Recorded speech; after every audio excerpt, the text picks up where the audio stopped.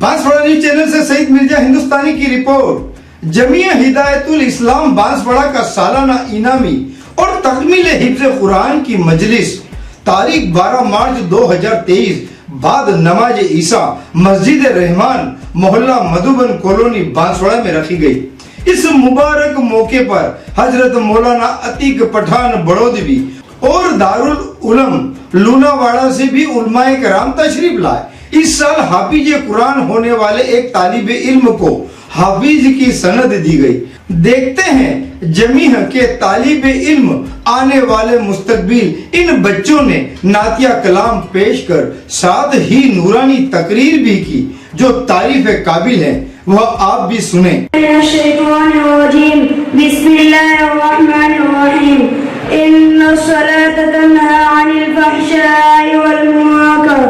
قال النبي صلى الله عليه وسلم الصلاة معراج المؤمن۔ محترم حضرات، یہ محفل جس میں تذکرہ خداوندی ہو رہا ہے، جسے خدا کی رحمتوں نے گھیر رکھا ہے، جہاں فرشتے پروانہ وار آ رہے ہیں، جو در حقیقت دنیا کی محفلوں سے زیادہ عظیم، کائنات کے جلسے جلوس سے زیادہ اس کی اہمیت ہے۔ میں سوچتا ہوں کہ اس مبارک محفل میں ایسے ہم مضمون کے بعد گوشوں کو اجاگر کر دوں جو ایمان کے بعد مذہب و شریعت کا سب سے بنیادی جز اور دین کا سب سے اہم ستون ہے۔ آپ حضرات سے درخواست ہے کہ پوری توجہ سے سنیں اور جو کہا جائے اس پر ہم سب عمل کرنے کی بھی کوشش کریں۔ اللہ تعالیٰ ہمیں اس کی توفیق نصیب فرمائے۔ حضرات، اس دنیا میں جتنے مذاہب ہیں، جتنی قومیں آباد ہیں، ان مذاہب اور ان قوموں کے عبادت کے طریقے مختلف ہیں۔ کوئی سورج کو مانتا ہے، کوئی دیوی دیوتاؤں کے سامنے اپنی پیشانی جھکاتا ہے، اس کے علاوہ نہ معلوم کتنے طریقے ہیں، لیکن ان تمام طریقوں میں شرک کی آمیزش ملاوٹ ہے۔ ان میں خدا کے ساتھ کسی اور کو شریک بنایا جاتا ہے، لیکن ایک طریقہ اسلام کا بھی ہے جس میں خدا وحدہ لا شریک لہ کی عبادت کی جاتی ہے، اس کے سامنے سر تسلیم خم کیا جاتا ہے اور اپنی محبوب پیشانی کو بارگاہ عزی کے سامنے سپرد کیا جاتا ہے۔ ہم اسے اصلاح شریعت میں نماز کہتے ہیں۔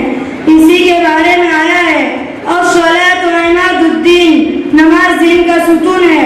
یہ نماز ایک عملی مشق ہے، زندگی اور سماج میں اس کے ذریعے سے ہر طرح ڈسپلن اور نظم قائم کیا جا سکتا ہے۔ نماز سے کیا ملتا ہے؟ نماز کیوں ادا کی جاتی ہے؟ اس کا طریقہ اس انداز کا کیوں ہے؟ ان کا جواب بھی آپ کے سامنے دینے کی کوشش کروں گا۔ فرزندان اسلام و پیروان شریعت، چند الفاظ میں سنیے۔ نماز تقرب خداوندی کا ذریعہ ہے، نماز عشق کی پہلی منزل ہے، نماز محبوب کے لیے بہترین ہدیہ ہے، نماز تکبر و گھمنڈ توڑنے کا سب سے بہترین ذریعہ ہے، نماز سرخ روئی کا طریقہ پس مردہ قلوب کے لیے ایک شفایاب نسخہ ہے، نماز زندگی گزارنے کا طریقہ سکھاتی ہے، نماز اتفاق و اتحاد، انس و محبت کی ایک جیتی جاگتی تصویر ہے، نماز عدل و انصاف، برابری و مساوات اور رواداری کا سبق سکھاتی ہے۔ اس سے جذبہ و قوت پیدا ہوتا ہے، درد دل اور درد انسانیت کا درس ملتا ہے، اور حقیقت یہ ہے کہ نماز زندگی کا ایک درس اور حیات اخروی کی کنجی ہے۔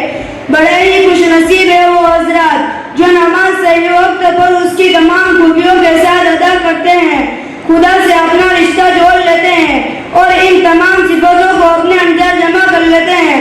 سامعین کرام، اسی نماز کی ایک ایک صفت اور ایک ایک ادا کو دیکھ کر کتنے لوگ اسلام کے حلقے میں داخل ہو گئے۔ محمد علی قلعہ جو مشہور چیمپئن باکسر گزرا ہے، یہ پہلے ایک غیر مسلم تھا۔ اپنے وقت میں باکسنگ کے ذریعے کتنے منہ کو اس نے بگاڑا ہے، کتنے چہروں کے زاویے اس نے بدل ڈالے، لیکن جب اسلام کے اس اہم ستون نماز کا روح پرور اس نے دیکھا تو اس کا بگڑا ہوا دل صحیح ہو گیا، اس کے کلیجے کا پتا پانی ہو گیا۔ اس نے دیکھا کہ اس نماز میں کہیں سیاہ و سفید کا، کالے گورے کا کوئی امتیاز نہیں ہے، عربی و عجمی کا، امیر و غریب کا، بادشاہ و فقیر کا، حاکم و محکوم کا، آقا و غلام کا کوئی فرق نہیں ہے۔ ایک سب سے بڑے فرمانروا کی صدا بلند ہوتی ہے، سب جھک جاتے ہیں۔ جب مکبر تکبیر بلند کرتا ہے، سب ایک ہی آواز کے ساتھ اپنی پیشانی زمین پر رگڑ کے رکھتے ہیں۔ رکوع میں جانے کا سجدے سے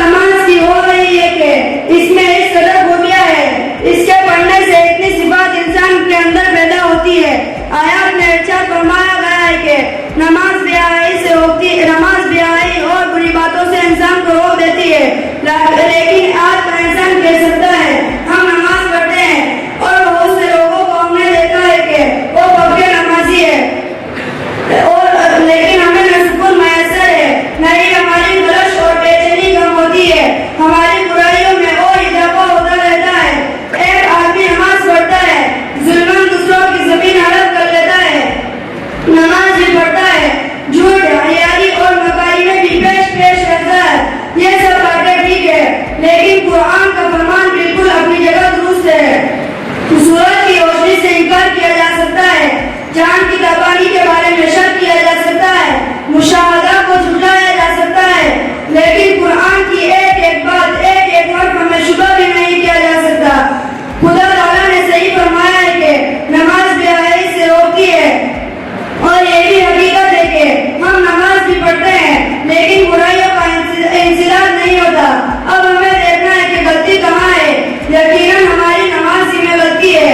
ہم نماز پڑھتے ہیں، دل بچوں میں رہتا ہے، ہم نماز پڑھتے ہیں، دل تجارت و کاروبار میں لگا رہتا ہے، تو وہ نماز سکھا ہوئی۔ ایک صحابہ کرام بھی تھے، نماز میں دل لگ گیا، پتہ ہی نہیں چلا، ٹانگ کٹوا لی، پتہ ہی نہیں چلا، صاحب بچے کو دسنے کے لیے دوڑا، دوسرے حضرات ماننے کے لیے دوڑے، شور و شوق ہوا، لیکن پاس میں کھڑے ہو کر نماز پڑھنے والے باپ کو پتہ ہی نہیں چلا۔ تو یہی حضرات کی نماز تھی۔ کیا ہماری نماز ایسی ہے؟ ہم دل لگتی نماز پڑھتے، رب لگتی نماز نہیں پڑھتے۔ آؤ اللہ تعالیٰ سے دعا کریں، اللہ تعالیٰ ہمیں ایسی نماز پڑھنے کی توفیق عطا فرمائے اور دنیا و آخرت کے مسائل حل ہو جائے، آمین۔ اب ایک شعر کے ساتھ اپنی بات ختم کرتا ہوں۔ رگوں میں وہ لہو باقی نہیں ہے، رگوں میں وہ لہو باقی نہیں ہے، وہ دل وہ آرزو باقی نہیں ہے، وہ دل وہ آرزو باقی نہیں ہے، نماز و روزہ قربانی و حج یہ سب باقی ہے تو باقی نہیں۔ وآخر دعوانا ان الحمدللہ رب العالمین۔ عمران صاحب نے جس ہستی کا نامی اس میں گرامی آپ حضرات کے سامنے پیش کیا ہے، میں ان کی بہت تعریف کرتا ہوں۔ جزاک اللہ۔ ہمیں جلسہ کی زینت میں نکھار پیدا کرنے کے لیے رسول اللہ صلی اللہ علیہ وسلم کی حدیث مبارکہ کو عربی میں اردو ترجمہ کے ساتھ پیش کرنے کے لیے جلسہ بنیاد کے دو طالب علم عبدالوہاب ابن عبدالصبور ازمین اور الفید ابن عرفان بشر کو دعوت دیتا ہوں کہ وہ آئے اور سامعین کو مستفیض فرمائے۔ السلام علیکم ورحمۃ اللہ وبرکاتہ۔ وعلیکم السلام ورحمۃ اللہ وبرکاتہ۔ نحمده ونصلي على رسوله الكريم۔ محترم حضرات، سامعین کرام، حضرات کے سامنے رسول اللہ صلی اللہ علیہ وسلم کی کچھ مختصر عربی احادیث مبارکہ پیش کرنے جا رہا ہوں۔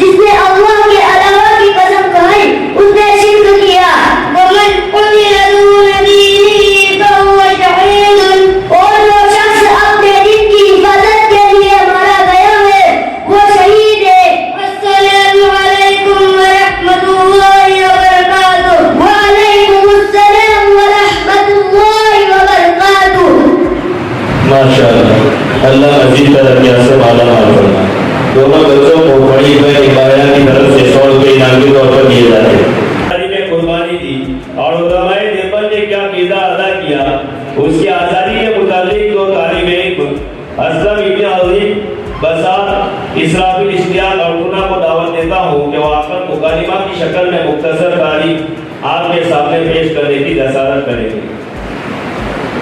مسلمانوں میں گھبراؤ، خدا کی شان باقی ہے۔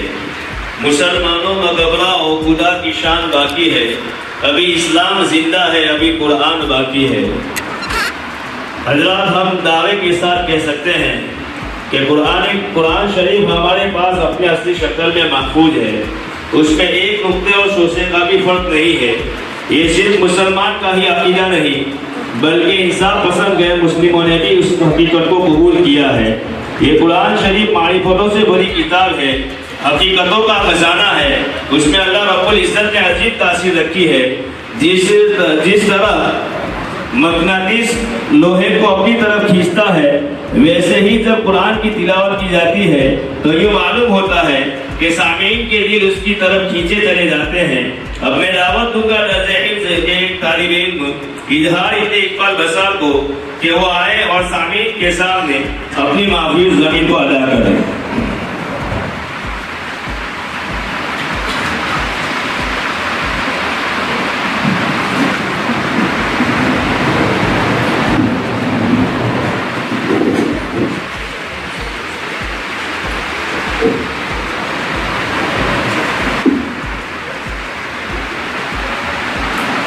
السلام علیکم ورحمۃ اللہ وبرکاتہ۔ الحمدللہ جب نہیں کہ بدل دے اسے نگاہیں تیری، بلا رہی ہے تجھے ممکنات کی دنیا۔ برادران اسلام اور محترم سامعین کرام، میں اس پور نور اور متبرک محفل میں متبرک کتاب قرآن کریم کی عظمت و فضیلت پر روشنی ڈالنے کی جسارت کر رہا ہوں۔ میں اس سرچشمے رشد و ہدایت اور منبع حکمت شریعت کا تذکرہ کرنے جا رہا ہوں، جس کی حفاظت کی ذمہ داری رب کائنات نے لی ہے۔ ارشاد سبحانی ہے، اِنَّا نَحْنُ نَزَّلْنَا الذِّكْرَ وَإِنَّا لَهُ حَافِظُونَ۔ ہم ہی نے قرآن کو نازل کیا اور ہم ہی اس کی عبادت کرنے والے ہیں۔ امید ہے کہ آپ حضرات بغور سماعت فرمائیں گے۔ اللہ ہمیں حکمت قرآنیہ کی معرفت عطا فرمائے، آمین۔ جب اہل مکہ نے قرآن کریم کو کلام اللہ خطاب سے نہیں نوازا اور معجزہ ہونے کا انکار کر دیا، اس کتاب کا انکار کیا جس کے بارے میں ارشاد ربانی ہے، لا ریب فیہ، اس میں کوئی شک نہیں، تو رب کائنات نے تمام فصحاء عرب اور بلاغاء عرب سے تحدی اور چیلنج کیا کہ تم ایک دو نہیں بلکہ بہت سارے مل کر بھی اس قرآن کے جیسی ایک چھوٹی آیت بھی نہیں لا سکتے۔ اگر تم اپنے قول میں صادق ہو تو لا کر دکھاؤ۔ قرآن نے اس طرح نقشہ کھینچا ہے، وَإِن كُنتُمْ فِي رَيْبٍ مِّمَّا نَزَّلْنَا عَلَىٰ عَبْدِنَا فَأْتُوا بِسُورَةٍ مِّن مِّثْلِهِ۔ اگر تم لوگ اس چیز میں شک کرتے ہو جو ہم نے اپنے بندے محمد صلی اللہ علیہ وسلم پر نازل کیا تو تم اس کے جیسی ایک چھوٹی سی صورت پیش کر دو۔ فصحاء عرب نے لاکھ کوششیں کی لیکن آخر میں اس کا اظہار کیا۔ جب امر القیس جو عربی کا بہت بڑا شاعر تھا، جب اس نے اِنَّا أَعْطَيْنَاكَ الْكَوْثَرَ کی صورت بابِ کعبہ پر دیکھا تو پکار اٹھا، خدا کی قسم یہ کلام کسی بشر کا کلام نہیں۔ شہزاد جان اسلام، آئیے میں آپ حضرات کو عظمت قرآن سناتا ہوں۔ جب کسی آدمی کے بارے میں یہ اندازہ لگانا چاہے کہ یہ عاصی ہے یا نیک بخت، یہ صادق ہے یا کاذب، تو اس کے متعلقین پر نظر ڈالے۔ اگر وہ صحیح ہے تو وہ شخص بھی صحیح، اگر اس کے متعلقین بد ہے تو وہ شخص بھی بد۔ ایسے ہی جب ہم قرآن کریم کی فضیلت پر نظر ڈالیں، اگر قرآن کریم کی عظمت پر نظر ڈالیں، اگر قرآن کریم کی عظیمت پر نظر ڈالیں، اگر قرآن کریم کی رحمت پر نظر ڈالیں، تو اس سے پہلے قرآن کریم کے متعلقین پر نظر ڈالتے ہیں اور دیکھتے ہیں تو سب سے پہلے تعلق نظر آتا ہے رب کائنات جو مصدر قرآن ہے، جو خالق و جہاں ہے، جو مالک و رحمان ہے، صاحب ایمان پر بڑا مہربان ہے۔ یہی ہمارا ایمان ہے۔ جو اس کا منکر ہے وہ شیطان ہے۔ کلام الملوک ملوک الکلامی، بادشاہوں کا کلام کلاموں کا بادشاہ ہوتا ہے۔ لہذا پتہ چلا قرآن سب سے اعلیٰ ہے، قرآن سب سے عرفہ ہے، قرآن کریم کو دوسری کتابوں پر فضیلت حاصل ہے۔ آئیے آگے چلتے ہیں تو دوسرا تعلق نظر آتا ہے لوح محفوظ جو تختی ہے، جو عرش کے اوپر ہے۔ غور کریے، جو عرش کے اوپر ہو، جس کی رفعت میں کسی کو کیا شک ہو سکتا ہے، جس کی عظمت میں کسی کو کیا شک ہو سکتا ہے، جس کی فضیلت میں کسی کو کیا شک ہو سکتا ہے، جس کی علویت میں کسی کو کیا شک ہو سکتا ہے۔ اعلیٰ و عرفہ شے کے لیے اعلیٰ و عرفہ مقام تجویز کیا گیا، وہ لوح محفوظ ہے۔ آئیے اور متعلقین پر نظر ڈالتے ہیں تو قرآن کا تیسرا تعلق نظر آتا ہے لیلۃ القدر، اس لیے کہ لوح محفوظ سے قرآن کریم کو آسمان